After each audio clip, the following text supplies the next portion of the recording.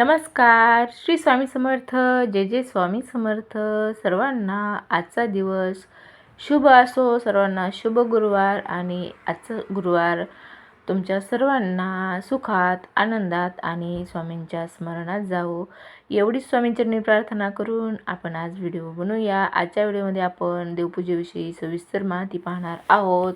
देवपूजा करताना कोणत्या गोष्टी पाळणं गरजेचं असतं, अतिशय महत्त्वाचं असतं याबद्दलची माहिती, कोणत्या गोष्टी टाळल्या पाहिजेत, कोणत्या गोष्टी चुकूनही करू नये आणि कोणत्या गोष्टीमुळे आपल्या घराला दोष लागतो त्या कशा टाळल्या पाहिजेत, या सगळ्यांची माहिती आजच्या आपण व्हिडिओमध्ये पाहणार आहोत. तर व्हिडिओ शेवटपर्यंत नक्कीच पहा, कारण तुमच्याही हातून जर काही कळत नकळत देवपूजेसंदर्भात चुका होत असतील तर त्या तुमच्या लक्षात येतील आणि त्या सुधारल्या जातील. यासाठी व्हिडिओ संपूर्ण पहा.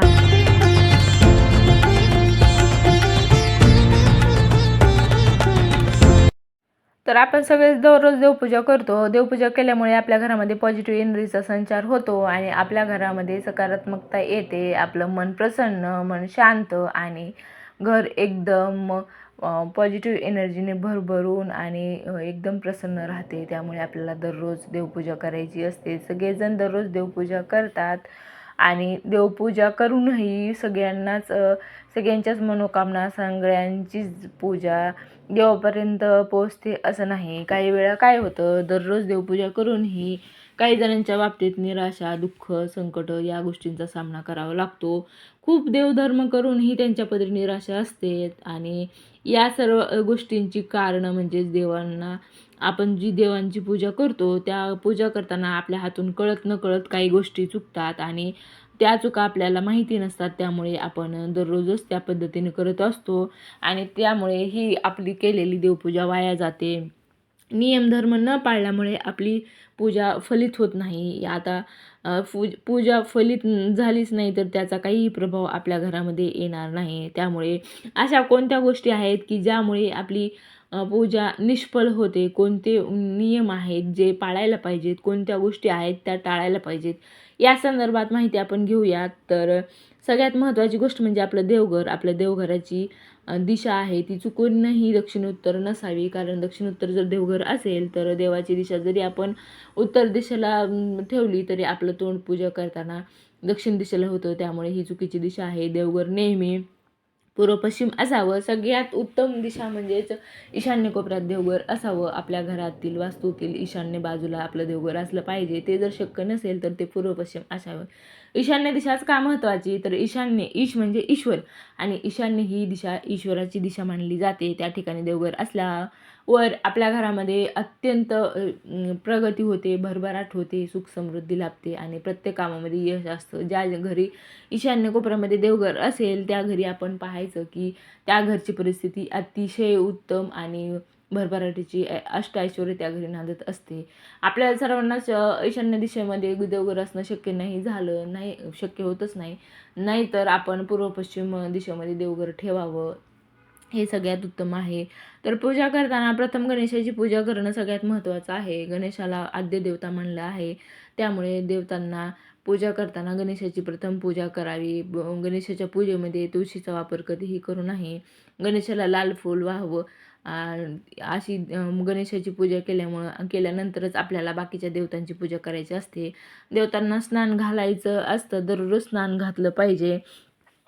देवपूजेच्या संदर्भातील, देवघराच्या संदर्भात तर सगळ्यात महत्त्वाची गोष्ट म्हणजे आपल्या देवघराला कधीही जाळी लागलेली नसावी. देवघर अस्वच्छ नसावं. देवघराच्या आजूबाजूला आपल्या घाण नसावी, कचरा नसावा. ते स्वच्छ नीटनेटकं असलं पाहिजे. देवघरामध्ये नेहमी आसन असावं. देवघरामध्ये देवांना कधीही देवाच्या मूर्त्या खाली ठेवू नयेत. त्या आसनावरच ठेवावेत आणि प्रथम स्वतःला, आपण बसल्यानंतर आपल्या स्वतःला देखील आसन पाहिजे. कारण बिना आसनाची केलेली पूजा, सेवा जी काय आहे ती भूमीला प्राप्त होते. त्यामुळे आपण आपली जी सेवा आहे ती आसनावर बसूनच करावी. देवतेच्या वारी आपल्याला जमेल तर आपण दुधाने, पंचामृताने देवांना अभिषेक घालायचा असतो. त्यामुळे देवता प्रसन्न होतात आणि अभिषेक स्वीकारण्यासाठी आपल्या घरी नक्की ते येतात. त्यामुळे आपल्याला ज्या वारी ज्या देवतांचे आपण पूजा करतो श्रद्धेनं, आपली ज्या देवावर श्रद्धा आहे त्यांना अभिषेक घालावा आणि आवाहन करावं आपल्या घरी पूजा स्वीकारण्यासाठी.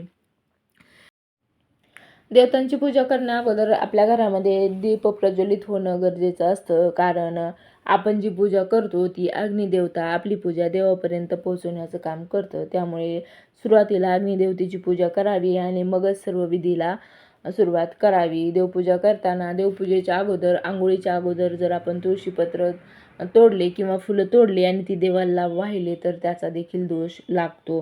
देवपूजा करताना नेहमी आसन घ्यावे. आसन पायाने कधी इकडे तिकडे सारू नये, कारण आसनामध्ये आसन हे आपल्याला देवापर्यंत आपली पूजा पोहोचवण्यामध्ये मदत करते. त्यामुळे ते एक देवाचं स्वरूपच असते, त्यामुळे त्याला कधीही पायाने स्पर्श करू नये. शालिग्रामाची पूजा करताना कधीही अक्षता वाहू नयेत का आणि त्यानंतर देवाला आंघोळ घालताना मूर्ती आपण अंगठ्याने कधीही घासू नयेत, कारण अंगठ्याने न घासता ह्या मूर्ती आपण फक्त जलार्पण त्या मूर्तीवर करावे आणि नंतर स्वच्छ कपड्याने पुसाव्यात.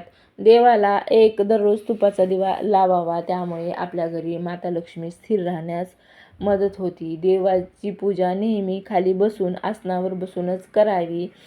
उभा राहून देवाची पूजा करू नये. देवासमोर तेलाचा दिवा आहे तो देवाच्या डाव्या बाजूला लावावा आणि तुपाचा दिवा आहे तो उजव्या बाजूला ठेवावा.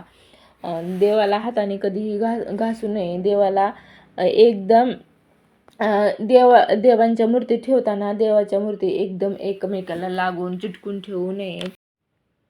देवांना नेहमी अष्टगंध तर देवींना हळदी कुंकू वाहावे. देवांना वाहायचे पुष्प नेहमी ताजे स्वच्छ सुकलेले कधीही नसावे, ताजे असावेत, ते भंगलेले नसावे.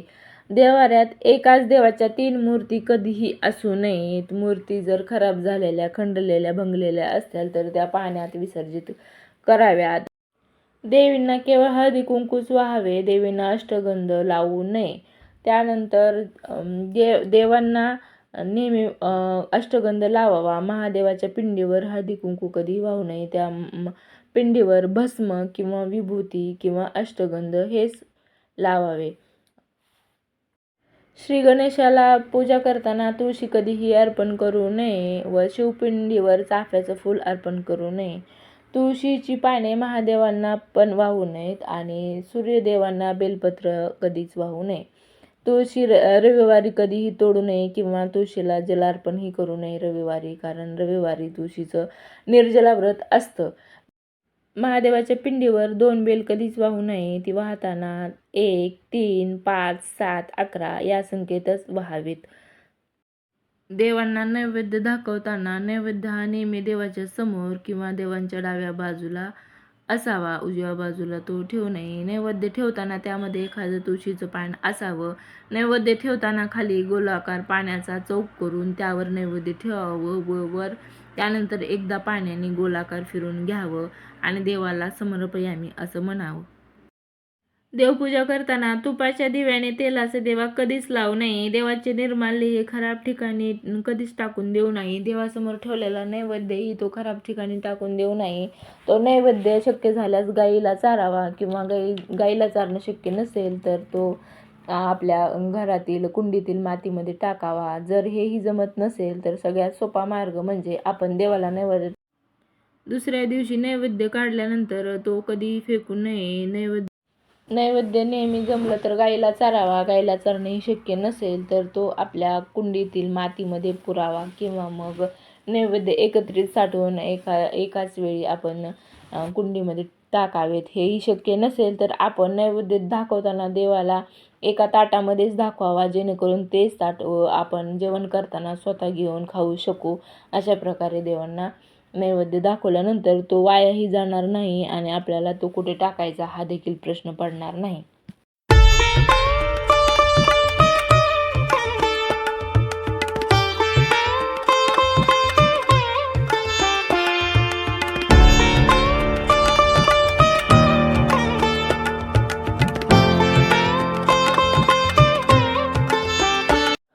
त्याचबरोबर आपल्या घरी जर स्वामींचा फोटो असेल तर स्वामींच्या फोटोला सकाळ संध्याकाळ आपल्याला अगरबत्ती धूप दीप दावून स्वामींना किमान साखरेचा नैवेद्य तरी आपल्या घरामध्ये ठेवायचा असतो, कारण आपल्या घरी स्वामींची कृपा असेल तर आपल्याला त्यांचं दररोजच्या दररोज आपल्या घरी आवाहन व्हावं, आपल्यावर आशीर्वाद कायमस्वरूपी राहावा म्हणून स्वामींच्या फोटोचे पूजन झालेच पाहिजे.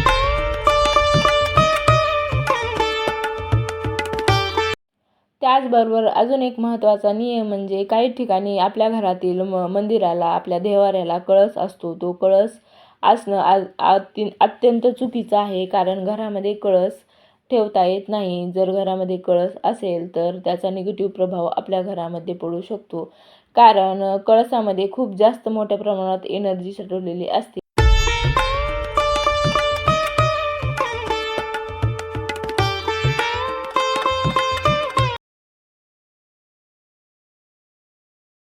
देवपूजा झाल्यानंतर अतिशय महत्त्वाची गोष्ट म्हणजेच आरती.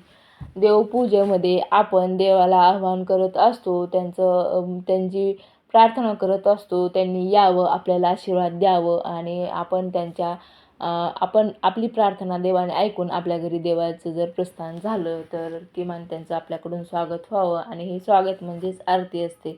जर आपल्या घरी देव आलेत आणि आपण त्यांचं स्वागत नाही केलं तर ते आपल्यावर कशा प्रकारे प्रसन्न होतील, ते आपल्यावर नाराज नक्कीच होतील. त्यामुळे आपल्या घरामध्ये सकाळ संध्याकाळ 2 वेळा आपण त्यांची पूजा झाल्यानंतर आपल्या घरी धूप दीप आरती ही झालीच पाहिजे.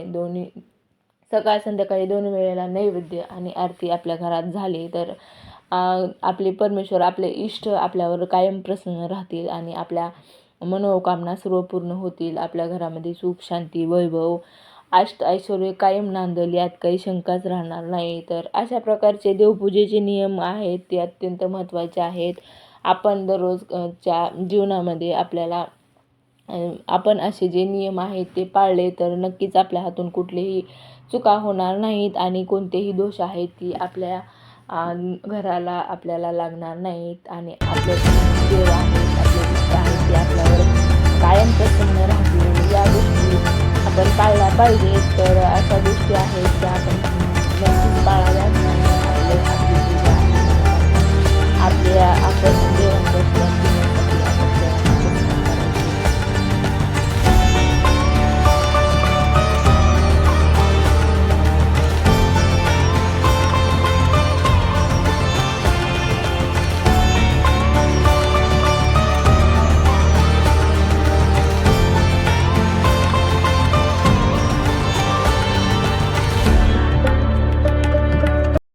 तर अशा प्रकारे आपण जर पूजा केली तर आपले घर नक्कीच गोकुळ झाल्याशिवाय राहणार नाही. तर त्याचबरोबर अत्यंत महत्त्वाची गोष्ट म्हणजे सकाळ संध्याकाळ दररोज आपल्या घरी तुळशीची पूजा होणं. तुळशी हे देखील देवाचं एक अविभाज्य घटक आहे. तुळशी माता ही आपल्याला देवी स्वरूपात असते. आपल्या घरी जाणे, तुळशीच्या ठिकाणी आपल्याला सकाळी संध्याकाळी आवर्जून तुळशीच्या ठिकाणी दिवा लावायचा आहे आणि तुळशीपासूनच महालक्ष्मी माता आपल्या घरामध्ये येते. त्यामुळे दिवा लावल्यामुळे आपल्या तर असे हे साधे सोपे नियम दररोजच्या देवपूजा पाळा आणि आपल्या चुका आहेत त्या पाळा. व्हिडिओला लाईक करा आणि सबस्क्राईब करा. तोपर्यंत धन्यवाद सर्वांना.